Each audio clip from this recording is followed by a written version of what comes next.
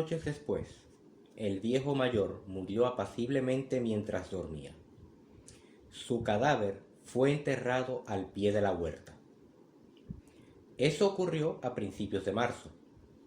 Durante los 3 meses siguientes hubo una gran actividad secreta.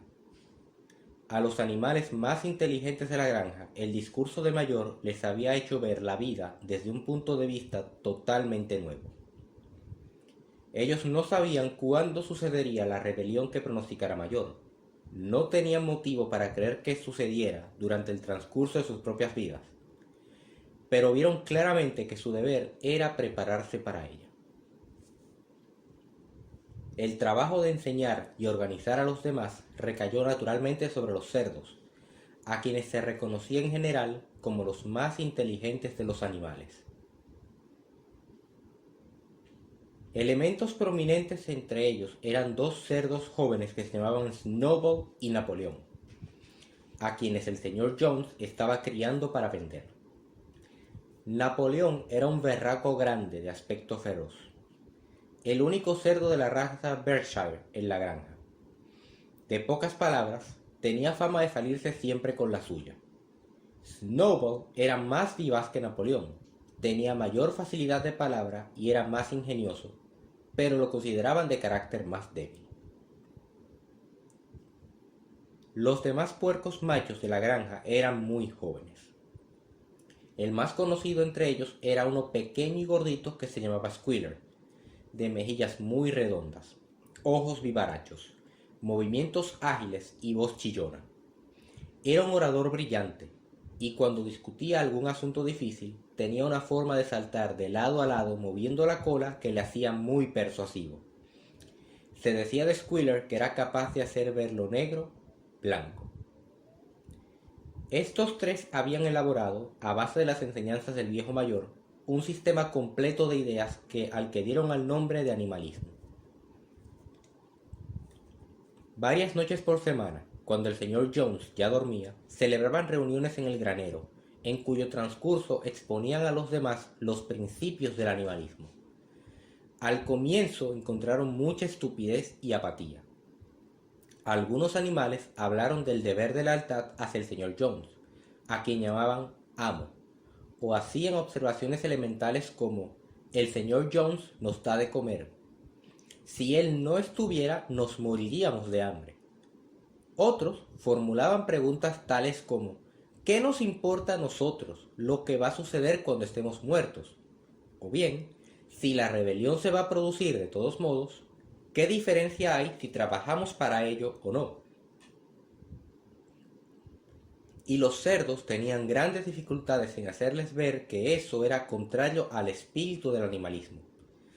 Las preguntas más estúpidas fueron hechas por Molly, la yegua blanca. La primera que dirigió Snowball fue la siguiente: ¿habrá azúcar después de la rebelión? No, respondió Snowball firmemente. No tenemos medios para fabricar azúcar en esta granja. Además, tú no precisas azúcar. Tendrás toda la avena y el heno que necesites. ¿Y se me permitirá seguir usando cintas en la crin?, insistió Molly. Camarada, dijo Snowball, esas cintas que tanto te gustan son el símbolo de la esclavitud. ¿No entiendes que la libertad vale más que esas cintas?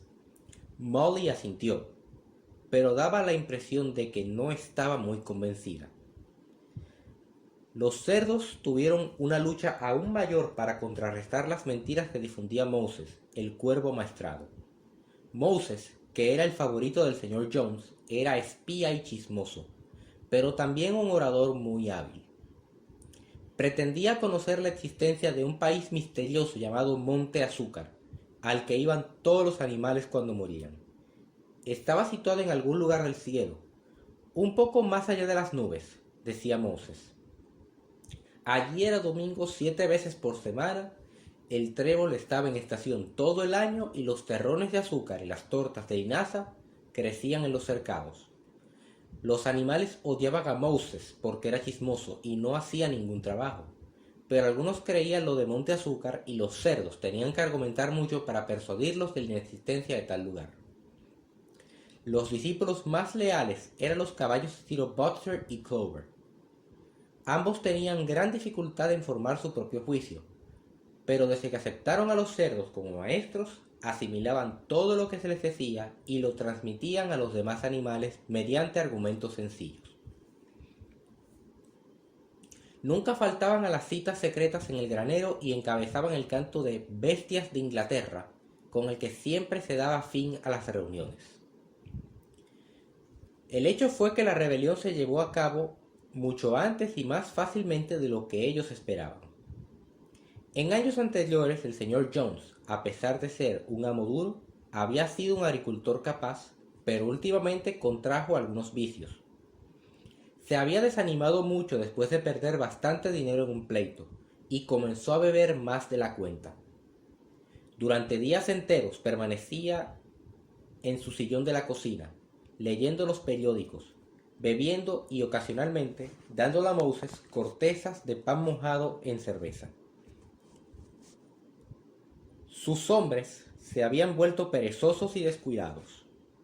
Los campos estaban llenos de maleza, los edificios necesitaban arreglos, los vallados estaban descuidados y mal alimentados los animales. Llegó junio y el heno estaba casi listo para ser cosechado. La noche de San Juan, que era sábado, el señor Jones fue a Willingdon y se emborrachó de tal forma en el León Colorado que no volvió a la granja hasta el mediodía del domingo. Los peones habían ordeñado las vacas de madrugada y luego se fueron a cazar conejos, sin preocuparse de dar de comer a los animales. A su regreso, el señor Jones se quedó dormido inmediatamente en el sofá de la sala, tapándose la cara con el periódico, de manera que al anochecer los animales aún estaban sin comer. El hambre sublevó a los animales, que ya no resistieron más. Una de las vacas rompió de una cornada la puerta del depósito de forrajes y los animales empezaron a servirse solos de los depósitos. En ese momento se despertó el señor Jones. De inmediato él y sus 4 peones se hicieron presentes con látigos, azotando a diestro y siniestro. Esto superaba lo que los hambrientos animales podían soportar. Unánimemente, aunque nada había sido planeado con anticipación, se abalanzaron sobre sus torturadores. Repentinamente, Jones y sus peones se encontraron recibiendo empellones y patadas de todos los lados. Estaban perdiendo el dominio de la situación, porque jamás habían visto a los animales portarse de esa manera. Aquella inopinada insurrección de bestias, a las que estaban acostumbrados a golpear y maltratar a su antojo, los aterrorizó hasta casi hacerles perder la cabeza. Al poco, abandonaron su conato de defensa y escaparon. Un minuto después, los 5 corrían a toda velocidad por el sendero que conducía al camino principal, con los animales persiguiéndoles triunfalmente. La señora Jones miró por la ventana del dormitorio. Vio lo que sucedía. Metió precipitadamente algunas cosas en un bolso y se escabulló de la granja por otro camino. Moses saltó de su percha y aleteó tras ella, graznando sonoramente. Mientras tanto, los animales habían perseguido a Jones y sus peones hacia la carretera y apenas salieron, cerraron el portón tras ellos estrepitosamente. Y así, casi sin darse cuenta de lo ocurrido, la rebelión se había llevado a cabo triunfalmente. Jones fue expulsado y la granja Manor era de ellos. Durante los primeros minutos, los animales apenas sí daban crédito a su triunfo. Su primera acción fue correr todos juntos alrededor de los límites de la granja, como para cerciorarse de que ningún ser humano se escondía en ella.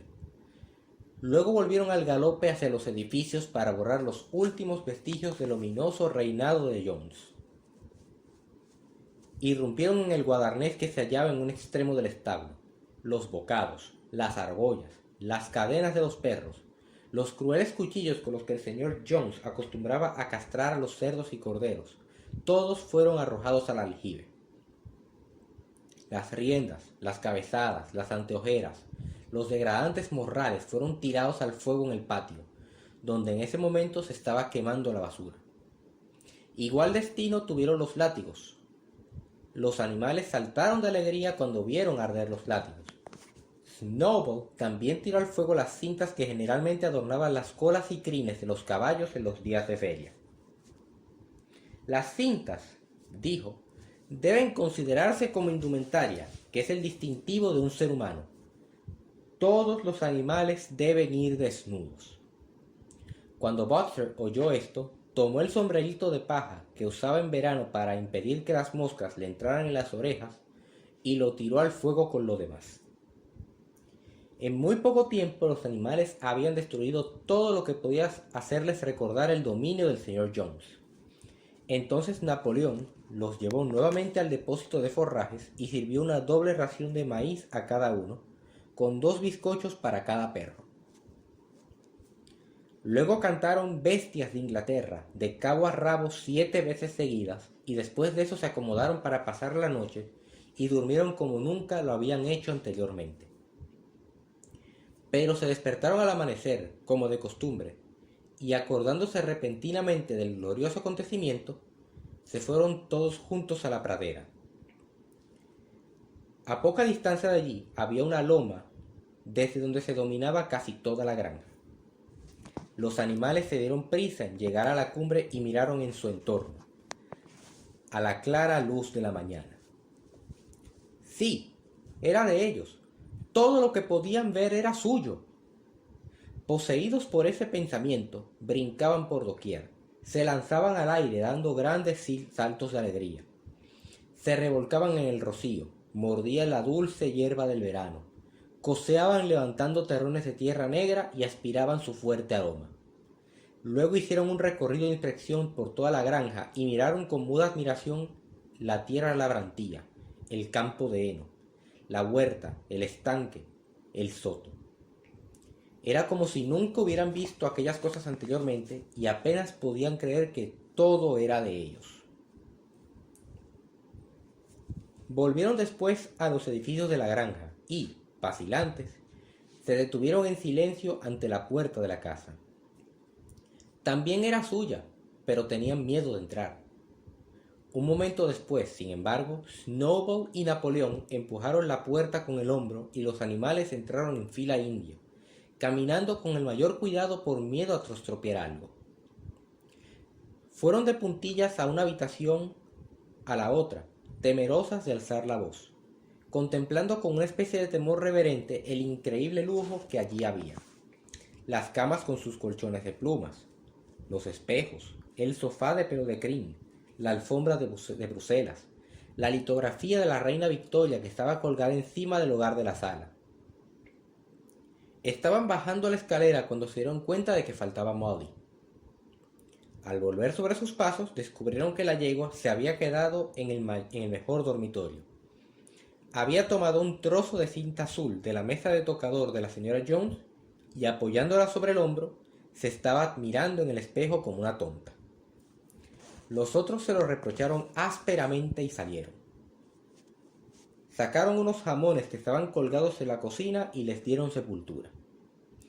El barril de cerveza fue destrozado mediante una coz de Butcher y no se tocó nada más de la casa. Allí mismo se resolvió por unanimidad que la vivienda sería conservada como museo. Estaban todos de acuerdo en que jamás debería vivir allí ningún animal. Los animales tomaron el desayuno. Luego Snowball y Napoleón los reunieron a todos otra vez. «Camaradas», dijo Snowball, «son las 6:30 y tenemos un largo día ante nosotros. Hoy debemos comenzar la cosecha del heno. Pero hay otro asunto que debemos resolver primero. Los cerdos revelaron entonces que, durante los últimos 3 meses, habían aprendido a leer y escribir mediante un libro elemental que había sido de los chicos del señor Jones y que después fue tirado a la basura. Napoleón mandó traer unos botes de pintura blanca y negra y los llevó hasta el portón que daba al camino principal. Luego Snowball, que era el que mejor escribía, tomó un pincel entre los 2 nudillos de su pata delantera, tachó Granja Manor de la traviesa superior del portón y en su lugar pintó Granja Animal. Ese iba a ser, de ahora en adelante, el nombre de la granja. Después volvieron a los edificios, donde Snowball y Napoleón mandaron traer una escalera que hicieron colocar contra la pared trasera del granero principal. Entonces explicaron que, mediante sus estudios en los últimos 3 meses, habían logrado reducir los principios del animalismo a 7 mandamientos. Esos 7 mandamientos serían inscritos en la pared. Formarían una ley inalterable por la cual deberían regirse en adelante todos los animales de la granja animal. Con cierta dificultad, porque no es fácil para un cerdo mantener el equilibrio sobre una escalera, Snowball trepó y puso manos a la obra con la ayuda de Squealer, que, unos peldaños más abajo, le sostenía el bote de pintura. Los mandamientos fueron escritos sobre la pared alquitranada con letras blancas y tan grandes que podían leerse a 30 yardas de distancia. La inscripción decía así: los 7 mandamientos. Todo lo que camina sobre 2 pies es un enemigo. Todo lo que camina sobre 4 patas o tenga alas es un amigo. Ningún animal usará ropa. Ningún animal dormirá en una cama. Ningún animal beberá alcohol. Ningún animal matará a otro animal. Todos los animales son iguales. Estaba escrito muy claramente, y exceptuando que donde debía decir amigo se leía imago, y que una de las S estaba al revés, la redacción era correcta. Snowball lo leyó en voz alta para los demás. Todos los animales asintieron con una inclinación de cabeza, demostrando su total conformidad. Y los más inteligentes empezaron enseguida a aprenderse de memoria los mandamientos. Ahora, camaradas, gritó Snowball tirando el pincel, ¡al enar! Impongámonos el compromiso de honor de terminar la cosecha en menos tiempo del que tardaban Jones y sus hombres. En aquel momento, las 3 vacas, que desde un rato antes parecían estar intranquilas, comenzaron a mugir muy fuertemente. Hacía 24 horas que no habían sido ordeñadas y sus ubres estaban a punto de reventar. Después de pensarlo un momento, los cerdos mandaron a traer unos cubos y ordeñaron a las vacas con regular éxito pues sus patas se adaptaban bastante bien a esa tarea.